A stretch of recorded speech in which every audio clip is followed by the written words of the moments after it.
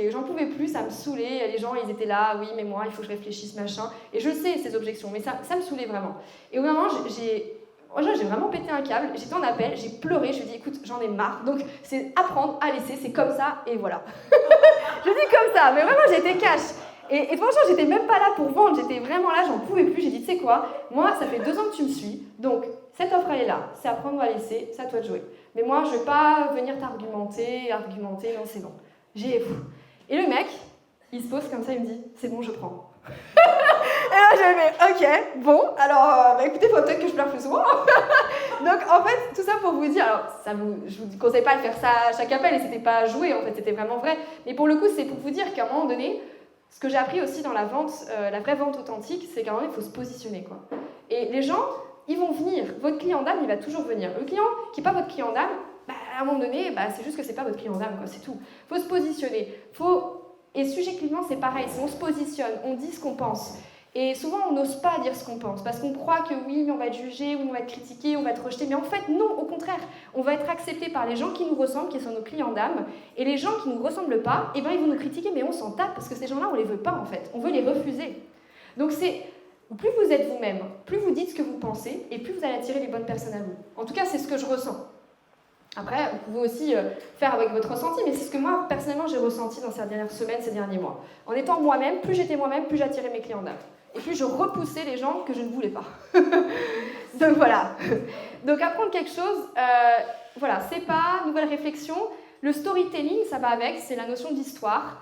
Après, personnellement, je trouve que, dans la notion à l'américaine, souvent on fait beaucoup de storytelling et tout. Je pense que le storytelling, c'est bien, mais il faut bien le placer. C'est-à-dire que vous ne pouvez pas parler tout le temps de votre histoire en disant « moi j'ai fait ci, j'ai fait ça », parce que les gens, ils peuvent penser ça, surtout en francophonie, je trouve le côté un peu prétentieux « j'ai fait ci, j'ai fait ça ».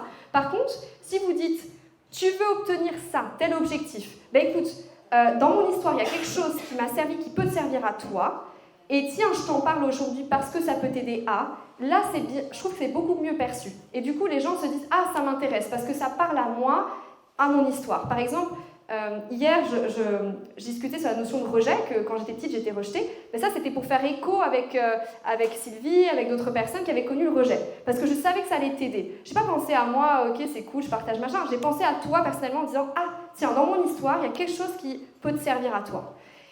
Et donc, c'est vraiment ça que je veux vraiment que vous reteniez, c'est que, si à résumer en 2 mots la notion de contenu, c'est parler de vous, mais en pensant à l'autre. C'est-à-dire qu'à chaque fois que vous allez faire un contenu, vous allez vous mettre dans une position de « je ressens la personne en face » et je me connecte à son énergie, rappelez-vous la notion d'énergie, et qu'est-ce qu'elle veut entendre cette personne? Qu'est-ce qu'elle veut recevoir comme message? Comment je peux l'aider au mieux? Comment je peux lui diffuser mon message? De la manière dont moi je suis en fait, pour que ça percute direct chez elle. On en parlait avec Alex hier dans son contenu. Le challenge avec la notion de contenu, c'est que des fois, on fait du contenu, on est là, mais on n'est pas vraiment là. On regarde là, alors qu'en fait la personne elle est là. Mais rappelez-vous, l'écran, en fait, c'est simplement un intermédiaire, mais au final, elle est là, elle est en face, la personne. Il faut vous imaginer qu'elle est en face, et je sais que souvent, vous l'oubliez parce que vous dites, on est à travers un écran, je ne la vois pas, quand je suis en présentiel, c'est plus facile, mais imaginez qu'elle est en face, la personne. Il y a des gens qui s'entraînent à faire du contenu en équipe. Il y en a qui font à 2, à 3 le contenu, où ils se questionnent ensemble. Et je trouve que ça peut être une superbe idée pour des gens qui ont du mal à faire du contenu avec des vidéos, et ils se filment à 2, à 3 et tout, et ils se posent des questions mutuellement. Et ça, je trouve que ça aide beaucoup parce que ça devient beaucoup plus naturel. Et plus vous êtes naturel dans votre contenu, et plus les gens vont le sentir et ils vont être attirés par vous. Parce que rappelez-vous, la personne qui achète avant tout, c'est un humain. Et un humain, elle est attirée par un humain. Elle n'est pas attirée par une machine ou voilà. Bien que l'IA peut compléter, l'IA ne remplacera pas. J'ai testé du contenu avec IA sans IA.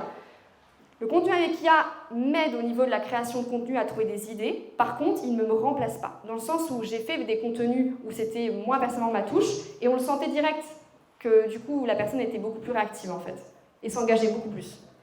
Ensuite, le CTA. Tout le monde connaît, je pense, le CTA. Call to action, appel à l'action. Vous connaissez? Ouais, je l'ai traduit en français parce que je me dis ce sera plus facile. Dans la notion de CTA, c'est important de à chaque fois faire un appel à l'action. Alors attention, l'appel à l'action, le but, c'est pas de le faire tout le temps en mode commande ceci pour avoir tel e-book ou machin, parce que les gens, ça les saoule vite. Rappelez-vous, on est dans un monde à 2 vitesses. On a l'IA qui avance très très vite et qui fait qu'aujourd'hui, les gens, ils se lassent très très vite. Ils zappent constamment le contenu. Donc il faut que vous vous réinventiez constamment. Nous, on a changé, je ne sais pas combien de fois, d'engagement, d'appel à l'action. Et en fait, à chaque fois, on change. Le but, en fait, de l'appel à l'action, pour garder une ligne directrice, c'est l'engagement.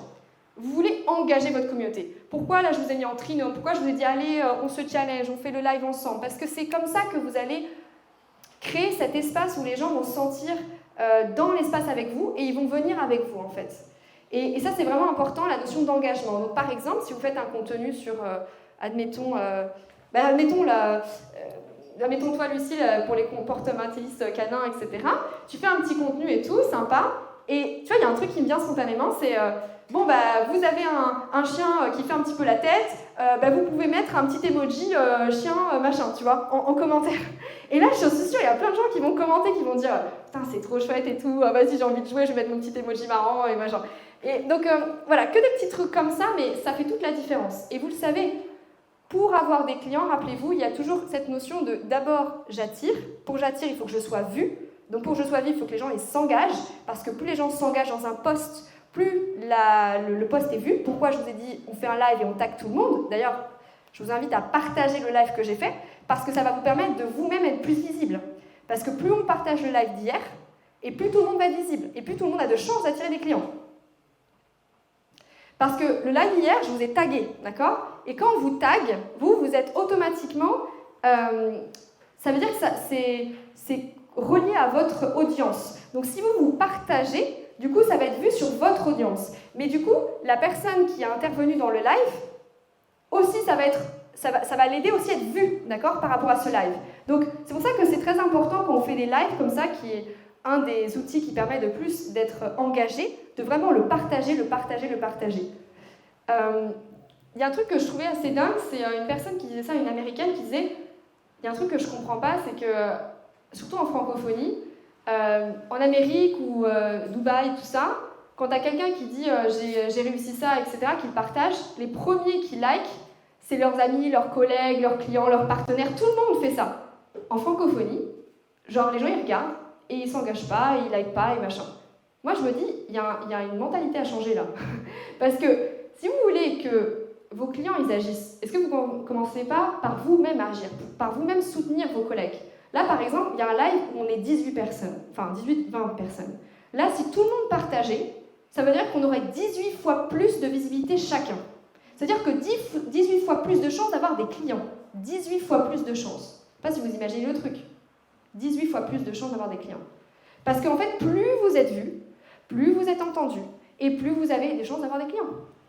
Si vous êtes dans un truc tout seul et que vous faites tout en votre coin, c'est clair que vous n'allez pas avoir beaucoup de clients. Aujourd'hui, on est dans une économie où on a besoin de travailler en équipe, on a besoin de se soutenir en fait. Donc là, ça va être votre réflexe dès maintenant de dire « Ok, je vais partager le live, je vais m'engager, comme ça, mon camarade, mes potes, moi aussi je vais être soutenu, et ensemble on va le faire. » Donc je vais vous inviter à me faire un petit défi. On va faire un petit défi. Hier, on a fait un live, je ne sais pas si Cédric, t'es là. Est-ce que tu peux venir juste pour expliquer au niveau technique? Parce que ça va vraiment vous aider dès maintenant à comprendre la puissance du truc. Et comme ça, vous pouvez faire un point dans 3-4 jours pour voir le truc. Comment ça s'est fait? C'est très simple, le live il est sur le profil de Camille et vous avez un petit bouton qui s'appelle Share, en fait partager.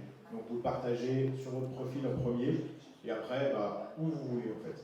Par contre, pensez bien à mettre une petite phrase de connexion avec les gens pour dire je suis en live avec Camille en immersion, je me suis présenté, vous mettez un petit texte quand même. Vous mettez juste un petit texte. Les gens ils vont regarder. Ouais. C'est sur quoi Camille? Sur Facebook. Sur Facebook. Ouais. Non, c'est pas sur Insta, c'est sur Facebook, parce qu'on peut pas mettre sur les deux en même temps. Ouais, sur Facebook. Mais tu peux le mettre en story sur... En fait, quand tu vas partager sur Facebook, après tu peux le mettre en story sur Instagram. Et comme ça fait encore une double visibilité. Parce que le live, t'as ceux qui vont théoriser la nage et qui vont se dire, alors, pour nager, il faut que je mette mon angle à droite, à gauche, machin truc, et qui regardent l'eau. Et t'as ceux qui vont plonger dans l'eau, et qui vont aller avec un maître nageur, et qui vont dire, bon, moi je vais apprendre à nager comme ça, et puis je vais apprendre avec l'eau. En fait, c'est la même chose avec les réseaux sociaux. Si vous voulez apprendre à manier les réseaux sociaux, il faut juste pratiquer, en fait. comme un petit gamin qui apprend à jouer d'un nouveau jeu. Il va toucher à tous les boutons, et puis après il va dire « Ah, ok, j'ai compris. Donc ça c'est ça, ça c'est ça, ça c'est ça. » Mais souvent, quand je trouve, plus on avance dans l'âge, et c'est très bien, il y a des super trucs avec l'âge, hein, mais plus on avance dans l'âge, plus des fois on perd ce côté enfantin, ce côté découverte, ce côté « Allez, je vais bidouiller, je vais regarder ». Ben, revenez dans votre côté enfantin en fait, guys. Parce que les réseaux sociaux, c'est ni plus ni moins que des gosses qui sont en train de jouer avec des petits boutons en ligne et qui se disent « Ah tiens, c'est cool, il y a de la lumière. Ah tiens, c'est cool, il y a des petits zappings. » Voilà, c'est... Donc, j'imagine que vous avez des enfants. Qui a des enfants ici? Bon, ok. Et ben vous allez en mettre dans le mode enfantin. Vous allez voir que ça va vous rapprocher de vos gosses aussi. De vous mettre dans le mode enfantin en disant « Ok, je vais bidouiller le truc, je vais machin. » Qui va jouer le jeu pour attirer des clients et pour vraiment être en mode Yes. Ok, cool. » Donc, Cédric va passer dans les rangs, si tu veux, Cédric passer dans les rangs pour leur expliquer comment partager le truc.